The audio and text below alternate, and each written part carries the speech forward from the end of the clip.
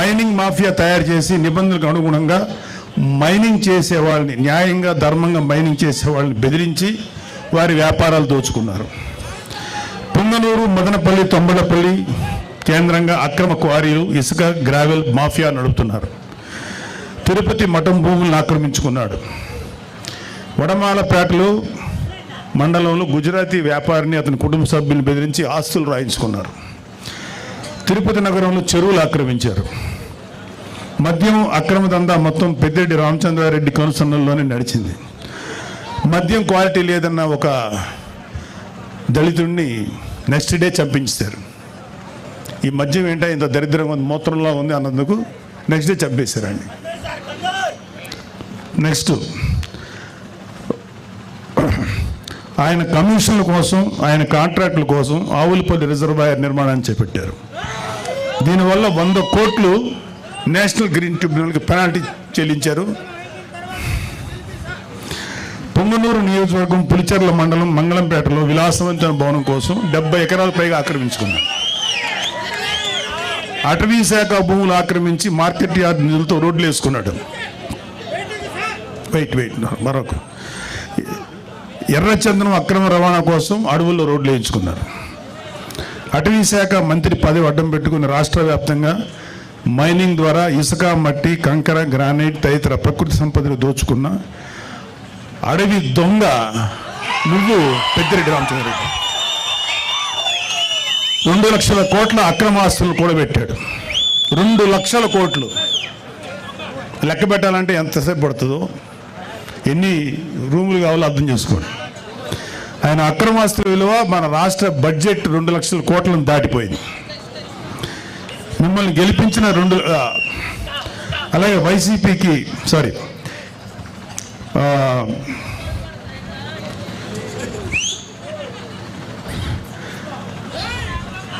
అన్నిటికన్నా సిగ్గుపడాల్సిన విషయం ఏంటంటే ఈ పెద్దిరెడ్డి రామచంద్రారెడ్డి అనే వ్యక్తి దాదాపు 2 లక్షల పైగా ఓట్లు వేసి గెలిపిస్తే శాసనసభకు వచ్చి నీ ప్రజల తరఫున నీ గొంతు వినిపించడానికి ధైర్యం చాలా. నీకు ఎమ్మెల్యే పదవి ఎందుకు? అర్జెంటుగా రాజీనామా చేయాలని మేమందరం డిమాండ్ చేస్తున్నాం.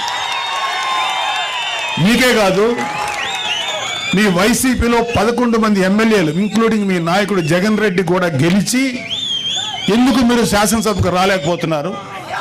ఎందుకు మీ వాయిస్ వినిపించలేకపోతున్నారు? భయం. అంటే మీరు అధికారంలో 150 సీట్లు వచ్చినప్పుడు నోటికి వచ్చినట్టు బిహేవ్ చేశారు. ప్రజల జీవితాలతో ఆడుకున్నారు. ఇక్కడ అతని బాధితులు ఇక్కడ ఇంకా ఉన్నారు. టైం లేక వాళ్ళతో మాట్లాడే అవకాశం మాకు లేదు, మాట్లాడించే అవకాశం రాలా.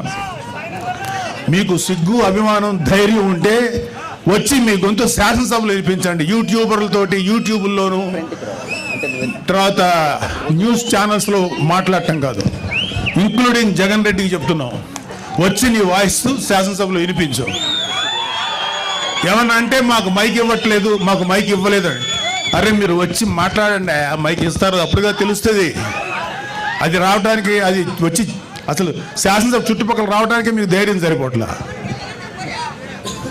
మొత్తం అధపాతాలను పడిపోయారు కదా, అందుకని భయం. రండి, మీరు అధపాతాలో ఉన్నారు కదా, అక్కడి నుంచి మాట్లాడండి, కనీసం వినపడద్దు మాకు. ఇంకోటి, ఒక వైసీపీ నాయకులు ఇంక్లూడింగ్ పెద్దిరెడ్డి రామచంద్రారెడ్డి ఎవరెవరి ఆస్తులైతే అడ్డగోలుగా కబ్జా చేశారో ఇవన్నీ కూడా బయటకు తీస్తాం. చాలామంది మన కార్యకర్తలు, కూటమి కార్యకర్తలందరికీ ఒక అసంతృప్తి ఉంది, వీళ్ళ మీద ఎవరి మీద చర్య తీసుకోలేదని. అందరి మీద చక్కగా చర్య తీసుకుంటాం. వచ్చి 8 నెలలు అయింది. ముందు ఈ 8 నెలలు 1 ఇయర్లో ప్రజల సంక్షేమం ముఖ్యం, వీళ్ళ మీద పగ తీర్చుకోవడం ముఖ్యం కాదు. అయితే వీళ్ళ యొక్క క్రైమ్ని ముందు చెప్పడం కంటే కూడా ప్రజల వెల్ఫేర్ కోసం ముందు వచ్చాం కాబట్టి ముందు ఆ జాగ్రత్తలు తీసుకుంటున్నాం. ఈవెంచువల్గా జగన్ రెడ్డితో సహా, పెద్దిరెడ్డి రామచంద్రారెడ్డితో సహా అందరి మీద, మన కాకినాడ ద్వారంపూడితో సహా ప్రతి వాళ్ళ మీద చర్యలు తీసుకుంటాం. ఎవ్వడు లా నుంచి తప్పించుకోలేడు, చట్టం నుంచి ఎవ్వడు తప్పించుకోలేడు. ప్రతి వాడిని మెడబెట్టి లోపల తోస్తాం. అది గుర్తుపెట్టుకోండి. చివరగా ఒక చిన్న మాట, రైతు మీటర్ల పేరుతో 1500 కోట్లు విడుదల చేశారు, ఒక్క మీటర్ బిగించలేదు. ఆ 1500 కోట్లు ఏమయ్యాయి?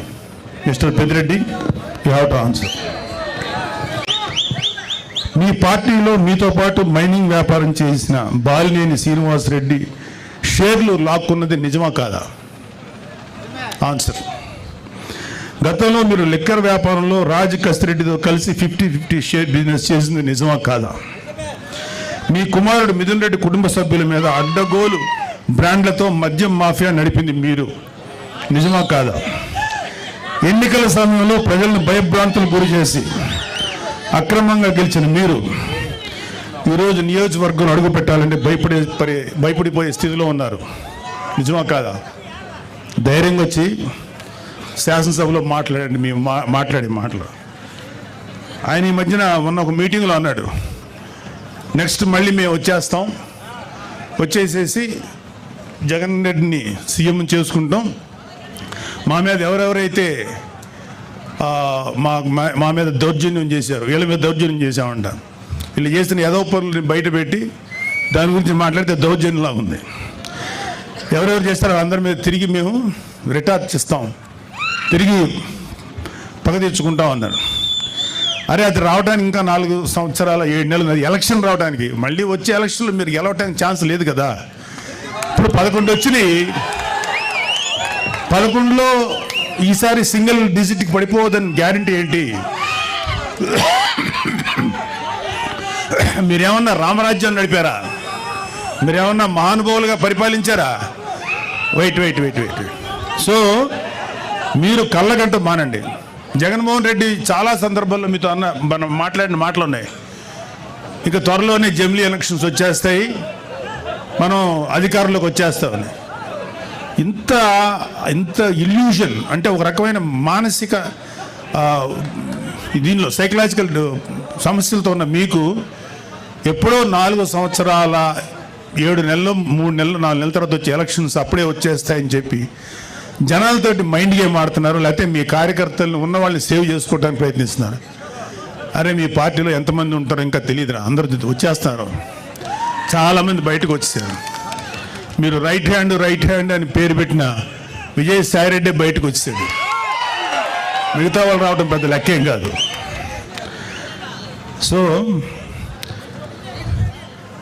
22 లక్షల మంది ప్రజలు 11 మంది ఎమ్మెల్యేలు ఎన్నుకుంటే ఆ 22-25 లక్షల ప్రజల గొంతుకుని శాసనసభలో వినిపించలేని మీరు వచ్చే ఎలక్షన్లో గెలిచి ప్రజలకు ఏదో చేస్తారని చెప్పి భ్రమలో ఎవరు లేరు, గుర్తుపెట్టుకోండి.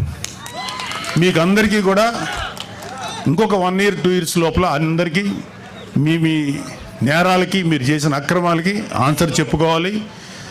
అలాగే కలిగిరి సభలో పెద్దిరెడ్డి రామచంద్రారెడ్డి గారి గురించి అంటే ఈయన మాఫియా గురించి మోడీ గారు ఏమన్నారంటే ఈ మైనింగ్ మాఫియా, ఎర్రచందనం మాఫియా వీళ్ళందరినీ తుంగలోకి తొక్కుతానని చెప్పారు.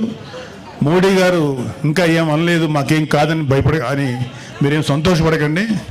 మీ నెత్తి మీద కత్తి ఏలాడుతుంది మీతో దారం సపోర్ట్తో, ఆ దారం ఎప్పుడైనా తెగుద్ది, అది మీ నెత్తి మీద గుచ్చుకుంటుంది, గుర్తుపెట్టుకోండి. కాబట్టి ఇది మన వేణుగోపాల్ రెడ్డి గారు మీతో మాట్లాడడానికి ఒక మంచి అవకాశం కల్పించినందుకు చాలా సంతోషం. సో పవన్ కళ్యాణ్ లాంటి నాయకుడు నాయకత్వంలో పనిచేస్తున్నందుకు మా అందరికీ చాలా గర్వంగా ఉంది.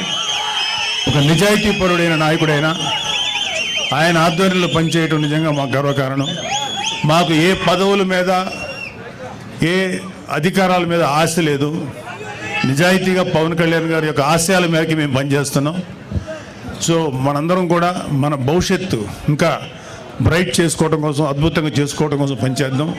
ఇప్పుడు మీరు చాలా మాటలు విన్నారు, ఎన్ని చెప్పాను నేను. వెల్ఫేర్ కార్యక్రమాలు ఇంకా చాలా కార్యక్రమాలు ముందుకు వస్తాయి. మన విలేజెస్ రోడ్లు ఎంత పాడైపోయాయో మీ అందరికీ తెలుసు. ఆ రోడ్లు పవన్ కళ్యాణ్ గారు ఎలా బాగు చేస్తున్నారో తెలుసు.